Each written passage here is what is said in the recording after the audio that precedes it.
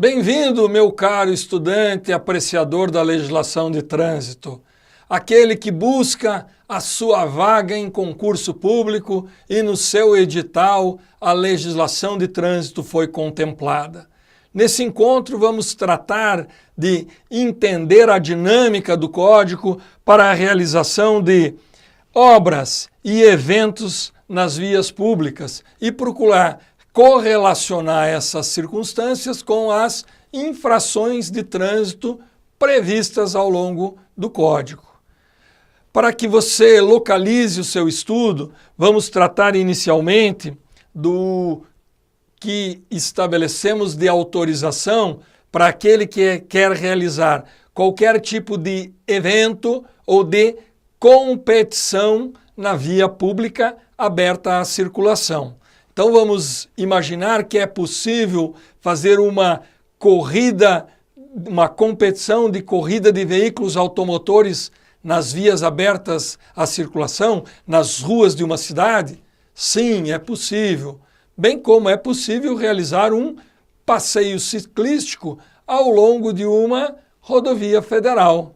Ora, entenda, não esqueça de olhar para as normas de circulação e conduta, notadamente no seu artigo 67, para entender quais são os pré-requisitos que me possibilitam a realização de uma prova esportiva ou um evento esportivo ou um evento qualquer que seja o mesmo na via pública. Lembrem-se, estamos tratando de uma via aberta à circulação pública. Quando eu falo de uma via terrestre aberta à circulação pública, eu tenho que lembrar que o Código de Trânsito, ele divide na extensão territorial do país a responsabilidade, a atribuição de competência conforme o órgão ou entidade participante do Sistema Nacional de Trânsito. Se eu quero realizar uma competição esportiva na rua de uma cidade, eu devo lembrar que o órgão que tem circunscrição sobre esta via é o órgão executivo municipal de trânsito. Se eu quero realizar um passeio ciclístico em uma rodovia federal, eu devo lembrar que o Código dá a circunscrição física da rodovia federal ao órgão executivo rodoviário da União, quer seja, no nosso país, o Departamento Nacional de Infraestrutura e Transporte, DENIT. Só que eu não devo esquecer também que quem fiscaliza o fluxo do trânsito numa rodovia federal é a Polícia Rodoviária Federal. Então, dentro destes pressupostos, ao idealizar um evento ou uma competição esportiva na via pública, eu devo me dirigir para o órgão que tem circunscrição sobre aquela via, com esse entendimento. Não esqueçam que a possibilidade de realização de qualquer tipo de competição ou evento na via pública, ela deve ser precedida de uma autorização por parte do órgão de trânsito, da entidade de trânsito que tem a circunscrição sobre esta via. Então, o primeiro objeto a ser lembrado numa questão que trate sobre qualquer tipo de competição, qualquer tipo de evento esportivo ao longo da via pública é olhar para o órgão que tem circunscrição sobre a via e lembrar que esse órgão deve previamente autorizar a realização desse evento. Então, a autorização prévia dá, então, a possibilidade dos organizadores levarem em frente a ideia da realização da competição ou do evento esportivo. Bem, uma vez concedida a autorização prévia por parte do órgão que tem circunscrição sobre a via, o organizador ele deve tomar outras precauções, deve tomar outras providências para que esse evento esteja em consonância com a legislação de trânsito, quais sejam: apresentar uma autorização, e cuidado aqui, essa autorização tem que ser expressa, tem que ser por escrito. Essa autorização, ela deve ser expedida pela federação ou pela confederação esportiva daquela modalidade. Se estivermos aí em uma das unidades da federação, estivermos em um estado qualquer do Brasil, nós podemos nos reportar à federação daquele esporte, né? Não havendo federação daquele esporte na unidade federativa, podemos nos reportar à confederação. A confederação agrega o conjunto de federações dentro do nosso país. Então, vamos lá. A autorização prévia do órgão de trânsito, uma autorização expressa, uma autorização por escrito da confederação ou da federação esportiva pertinente àquela modalidade, e depois disso, o organizador deve se preocupar em contratar um seguro. Esse seguro tem como o objetivo de cobrir eventuais indenizações para pessoas que venham a ser vítimas de algum acidente na realização daquela prova esportiva, na realização daquele evento esportivo. Então temos a autorização prévia do órgão, temos a autorização expressa da federação esportiva e temos a obrigação de contratar um seguro que indenize tanto os participantes da competição ou do evento esportivo, tanto quanto os usuários da via pública. Mas, além disso, o objeto da prova não deve esquecer de que, além desses 3 pré-requisitos, o organizador da prova, do evento, ele deve depositar em caução um valor. Esse valor vai ser estimado, vai ser determinado pelo órgão de trânsito que tem circunscrição sobre a via. Esse valor tem como objeto, essa caução tem como objeto o quê? Poder reparar qualquer dano que ocorra na via pública por conta da realização do evento. Reparar uma sinalização, reparar um pavimento, o desgaste de um pavimento. Esse cheque caução tem esse objetivo. Ele não tem um valor atribuído. Vamos entender que o valor vai ser determinado dependendo da circunstância do evento pelo próprio órgão de trânsito.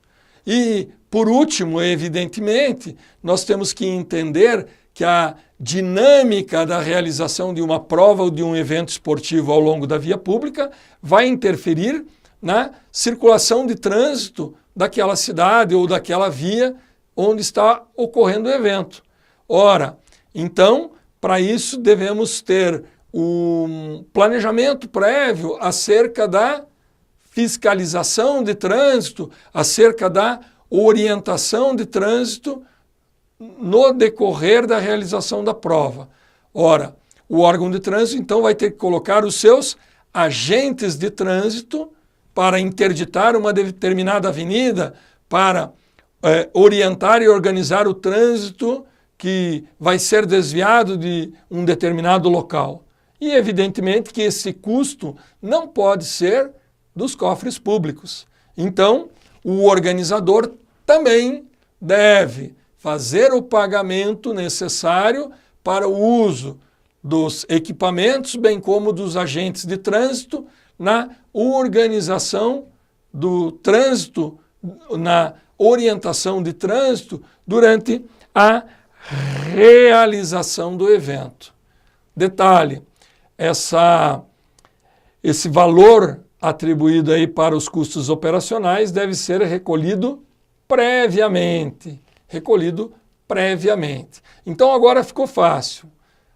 Ao organizador de uma prova esportiva, de um evento esportivo na via pública aberta à circulação, existem pré-requisitos para esta realização. Quais são os pré-requisitos?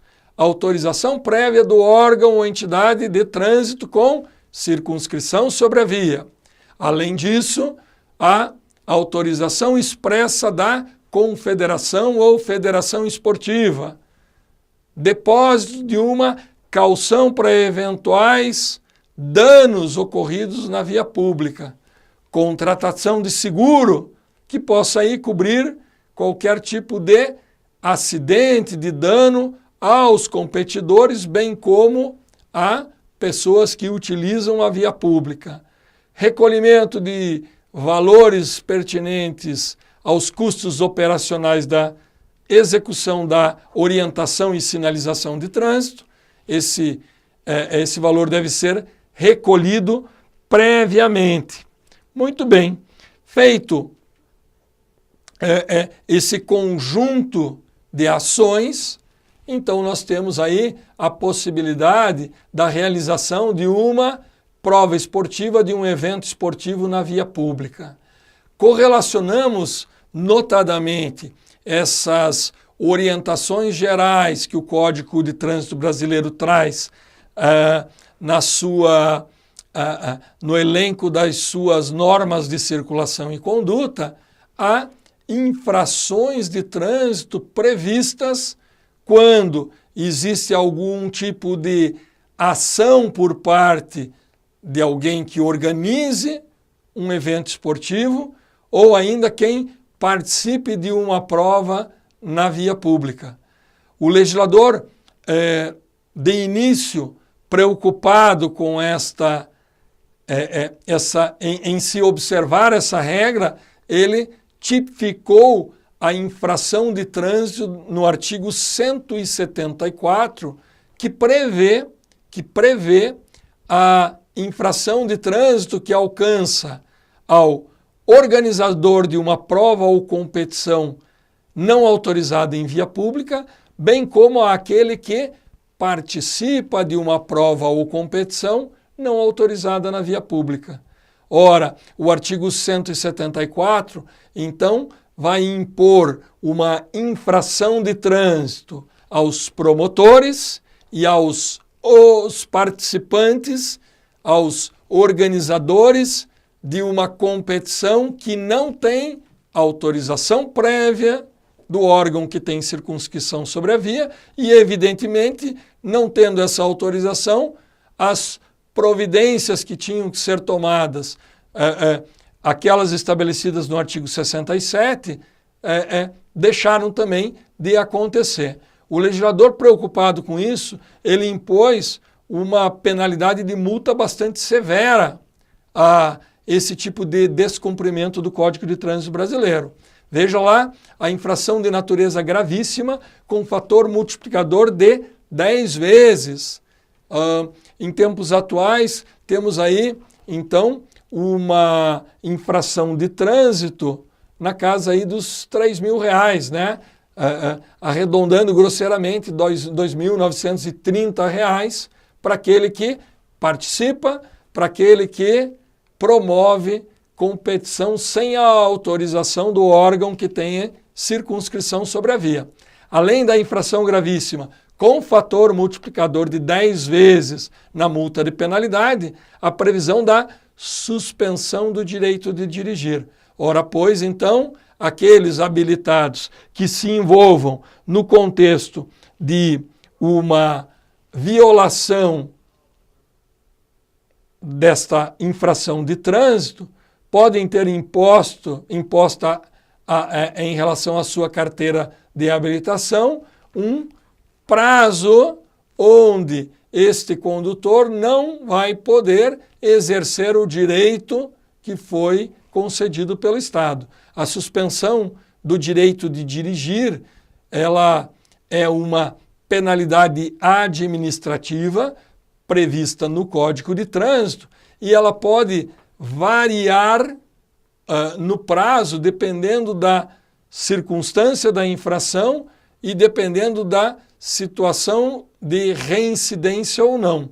nós vamos estudar suspensão do direito de dirigir no momento que estivermos discorrendo única e exclusivamente sobre penalidades. Muito bem.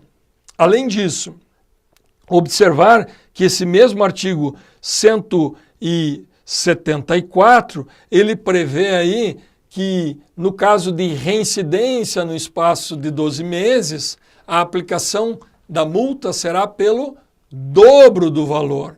Então, vamos entender que uma reincidência no período de 1 ano para a mesma violação de participar ou de promover competição não autorizada pode chegar aí próximo dos R$6.000, né? Vamos ter aí uma infração gravíssima com fator multiplicador de 20 vezes, em dobro a aplicação da multa. Chamo a atenção dos senhores que tem uma outra penalidade prevista no contexto do artigo 174, que é a apreensão do veículo, e esta penalidade ela deixou de existir diante de uma revogação ocorrida no ano de 2016. Dentro daquela grande mudança em muitos artigos do Código, são 80 mudanças ocorridas no ano de 2016, a apreensão do veículo foi revogada do capítulo das penalidades. Então, nós deixamos de considerar esta possibilidade, ainda que expressamente o texto da lei traga a informação. Bom, além de comentar o artigo 174, que é específico no que diz respeito a provas e competições não autorizadas, vamos correlacionar os artigos 173 e 175, que trazem as mesmas penas previstas no 174. Além da infração gravíssima com fator multiplicador de 10 vezes, prevendo o dobro na reincidência em 12 meses, e mais a suspensão do direito de dirigir, o 173, ele impõe a lavratura do auto de infração para aquele que participa de qualquer tipo de corrida.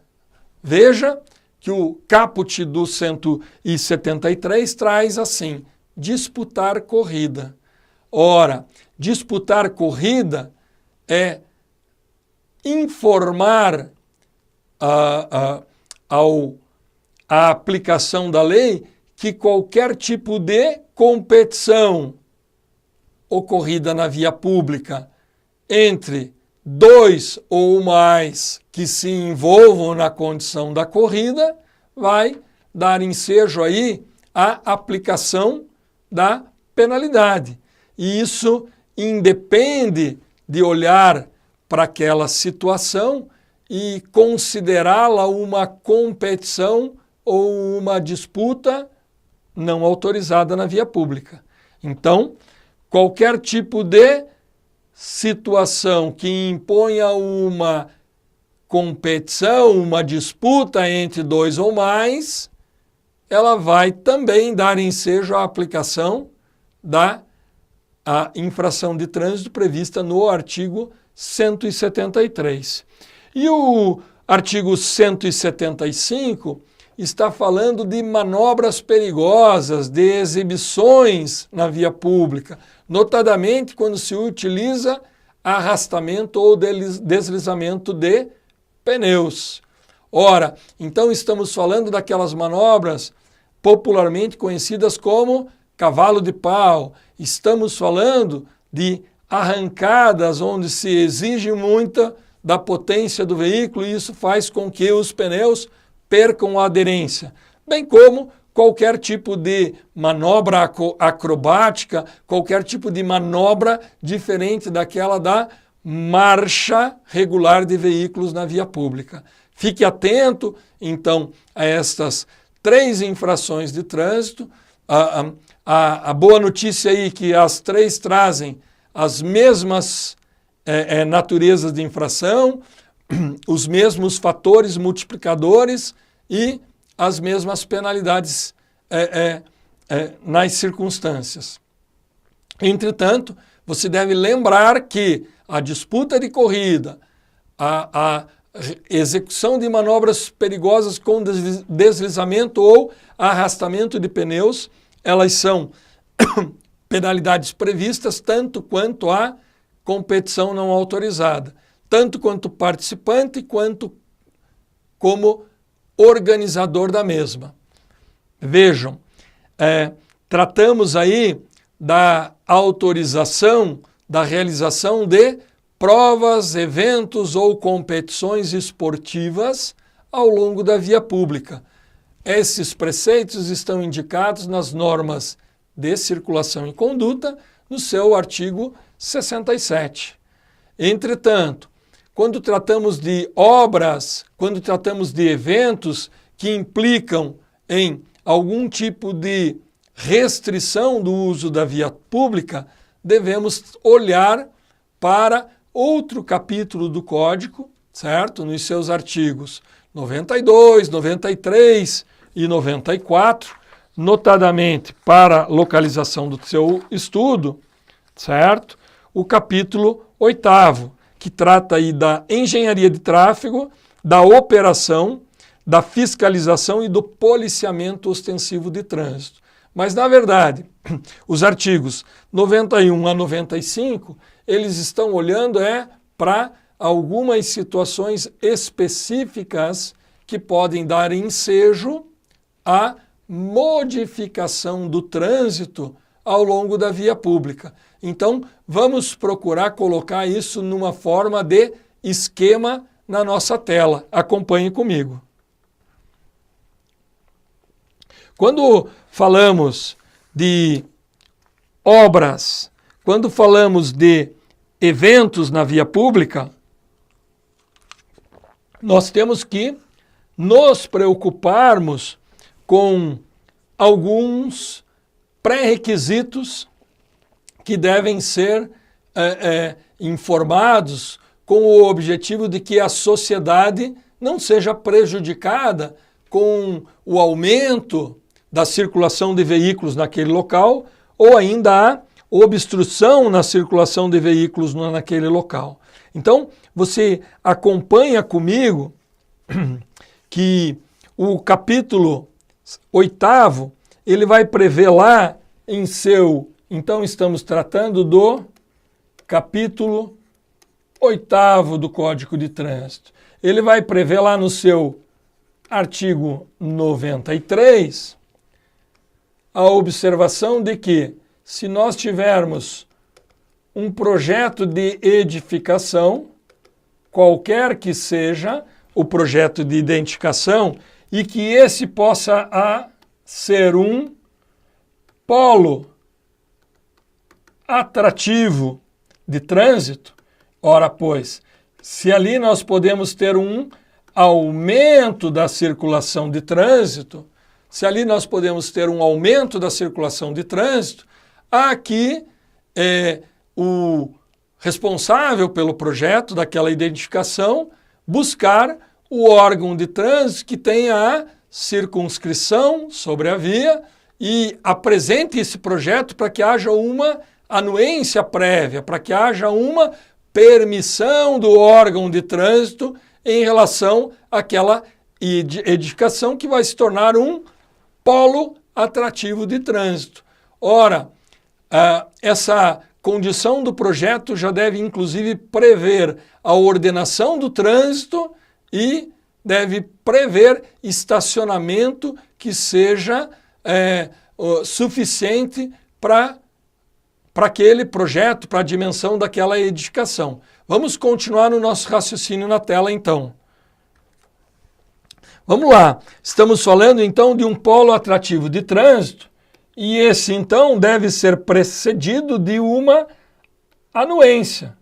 Então, nós temos que ter uma prévia anuência, um aceite por parte do órgão de trânsito que tem circunscrição sobre a via. Então, essa anuência, uma vez ocorrida, e aprovada, certo? Ela deve contemplar aqui neste projeto área de estacionamento e deve contemplar nesse projeto a indicação das vias de acesso para aquela edificação. Ora, então, estamos falando de que quando se tem qualquer tipo de empreendimento de porte que possa ter como consequência uma grande circulação de trânsito, um grande acúmulo de veículos e de pedestres em um determinado local, isso só pode ser concebido depois que houver a concordância do órgão de trânsito que tem circunscrição sobre a via. Condições, área de estacionamento e já um projeto que prevê a orientação do trânsito, a forma como vai circular, as vias de acesso a esse local que se torna um polo atrativo de pessoas. Além disso, há uma outra preocupação do legislador quando se tem aí uma interdição qualquer ou a realização de um evento que pode interferir no trânsito. Então vamos correlacionar as regras para realização de competições desportivas, provas esportivas, com qualquer outro tipo de evento que modifique a circulação de trânsito. Então, nós vamos ter aqui, continuando no nosso raciocínio, no seu artigo 94, a preocupação de olhar para a via e saber que a criação de qualquer obstáculo nessa via, que possa interferir na livre circulação de veículos ou de pedestres, esse objeto deve ser sinalizado ou retirado. Ora, então estamos falando de que qualquer obstrução na via pública deve de imediato ser sinalizado, de imediato ser retirado, se possível. Lembrem-se que você, ao estudar as infrações de trânsito previstas nos artigos 245 e 246, remetem a infrações de natureza gravíssima para aquele que cria qualquer obstáculo ou atrapalha a livre circulação, com o detalhe de que no artigo 246 nós podemos ter aí a imputação de uma infração de trânsito para uma pessoa física ou para uma pessoa jurídica. Não estaremos falando aí de veículos nesse contexto. Então, lembre-se, a obrigação de não criar obstáculo, a obrigação de retirar rapidamente pertence àquele que realizou o evento, aquele que realizou a obra. E o descumprimento desta regra impõe a infração de trânsito de natureza grave ou gravíssima, conforme o caso. Existe aí agora mais um pré-requisito a ser observado quando temos algum tipo de alteração do trânsito ao longo da via pública. Vamos continuar aqui no nosso quadrinho com um último raciocínio. E ele está disposto no artigo 95. O artigo 95 está nos trazendo assim: eu posso realizar obra na via pública? Sim.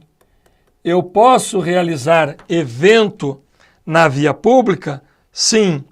Entretanto, se essa obra ou evento for objeto de perturbação ao trânsito, se essa obra ou evento interrompe o trânsito,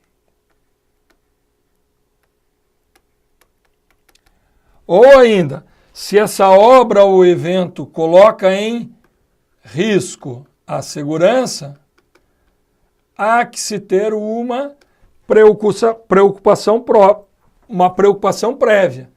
Então, esta obra ou evento, ela só pode iniciar se houver uma permissão, uma autorização prévia. Quem dá essa permissão prévia? O órgão ou entidade pertencente ao Sistema Nacional de Trânsito que tem circunscrição sobre a via. Correto? Então, não esqueça. Obra ou evento somente com autorização prévia. E mais ainda, né? Obrigação de sinalizar. E mais ainda, obrigação de avisar a comunidade